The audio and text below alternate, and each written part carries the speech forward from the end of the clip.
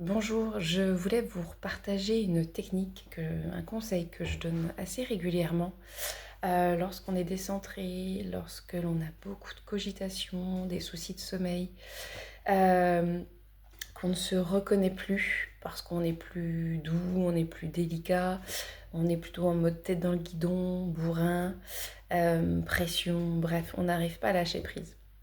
Il y a une petite technique qui est assez intéressante le soir, c'est de prendre un petit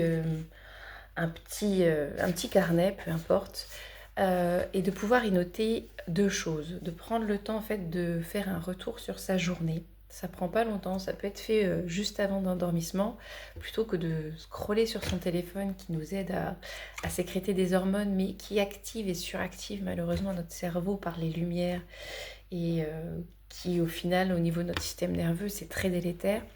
C'est plutôt de reprendre un papier, un crayon, donc là en l'occurrence plutôt un petit carnet, euh, pour lesquels vous allez noter dedans, dans une première partie, 5 événements agréables de votre journée, dont vous êtes satisfait de vous.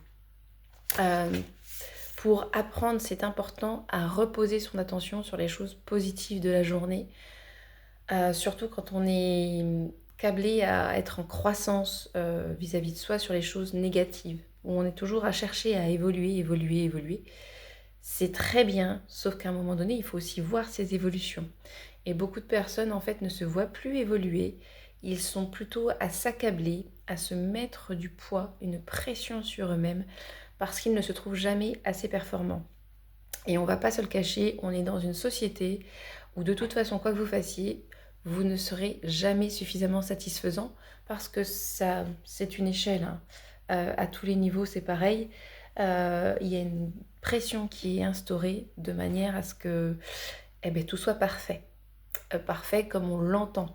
Et malheureusement, cette société-là abîme à bien des niveaux.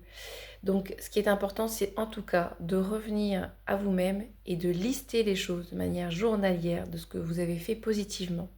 Et de pouvoir, dans les coups de mou, relire tout ce que vous avez fait.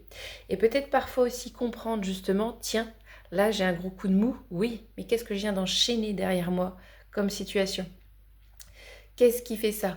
Et si vous prenez conscience de ces choses-là, vous allez voir que d'ailleurs bien souvent dans les burn-out et ces choses-là, ce ne sont pas les personnes faibles qui flanchent, mais bien les fortes qui ont trop tiré sur la corde parce qu'ils se sont coupés de leurs émotions, parce qu'ils se sont coupés de leur mal-être physique et qu'ils ont tout mis en sourdine. Et donc à un moment donné, quand on n'écoute pas les alertes du corps, du psychique, de l'émotionnel, etc., ça flanche.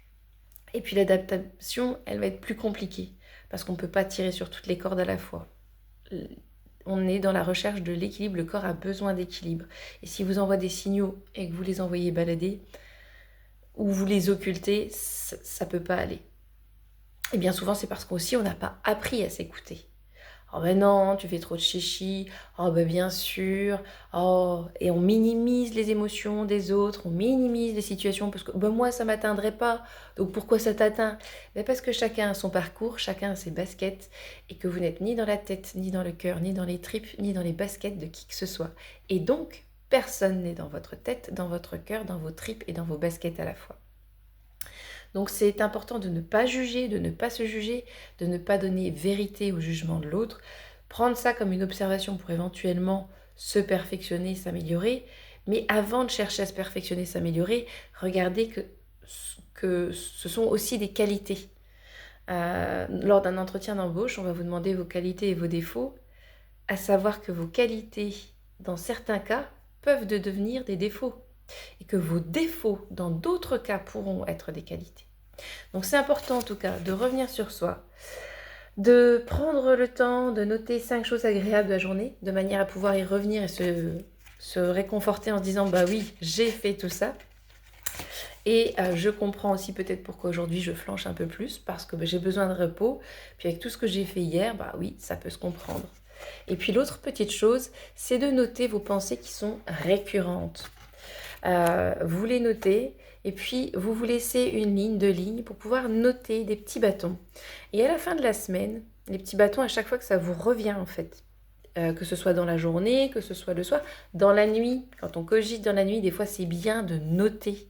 Le fait de noter, c'est comme si vous vous déchargiez. Parce que votre cerveau, il vous dit, ok, c'est bon, je suis en surcharge là. Et si je ne le note pas, je vais encore oublier. Là, c'est noté. Vous allez vous retirer une pression parce que vous n'aurez plus qu'à relire. Vous serez sécurisé, vous n'aurez plus qu'à relire. Et pour retrouver cette pensée-là que vous aviez besoin de traiter. Et vous comptez fin de semaine les petits bâtons. Et en fonction des petits bâtons cumulés, ce sont les choses qui vont être le plus à traiter en priorité, tout simplement. Donc, gérer ça comme ça, vous pouvez voir ça comme une to-do list. Mais en tout cas, gérer les choses qui vous pèsent. Et des fois, c'est un petit rien, mais qui vous pollue énormément. Et quand vous retirez ce petit rien, bizarrement, il y a plein de choses tout autour derrière qui vont s'évacuer et vous allez pouvoir de nouveau avancer et vous sentir un peu plus léger. Donc voilà, le carnet du soir, c'est quelque chose de très utile. Vous le mettez en place. Donc au début, les choses que j'ai bien réussies dans ma journée, dont je suis satisfait et qu'il est important que je prenne conscience que j'ai fait, que j'ai réalisé et que c'est satisfaisant pour sécréter naturellement ces petites hormones de la reconnaissance que vous allez développer vous-même par vous-même. Et de l'autre côté, les petites choses qui vous embrument l'esprit, qui vous ralentissent, les petits boulets qu'on a besoin de traiter. Et là, ça va vous aider à reprioriser ce qu'il y a réellement de pesant et d'urgent pour vous soulager. Voilà, bonne pratique, bonne continuation et bonne journée à vous.